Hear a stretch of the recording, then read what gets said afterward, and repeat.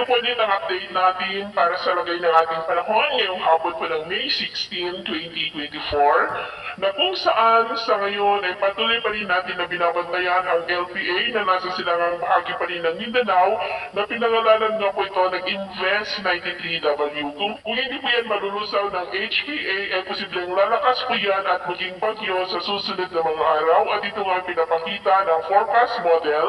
natin pong ginagamit hanggang po sa susunod na 2 linggo. Samantala, nasa transition period na po tayo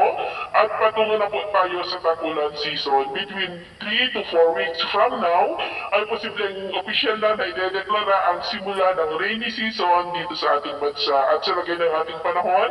ngayong hapon ay mula pang kalangitan with isolated light to heavy rains. Ang patuloy pa rin na mararanasan dito po sa malaking bahagi ng Northern Luzon, ilang bahagi ng Central Luzon, at may mga isolated light rains rin sa ilang bahagi ng Mindoro, Camarines Provinces, Antique, Zamboanga Peninsula, Northern Mindanao at Sorsogon na posibleng magtuloy-tuloy ang mga isolated rains na yan hanggang mamayang gabi, lalo na po dito sa malaking bahagi ng Luzon, lalo na po dito sa Norte at Central Luzon, maging po sa ilang bahagi ng Mindanao. Sa ating naman pong mga baybayin dahil sa northeasterly surface wind flow at shear line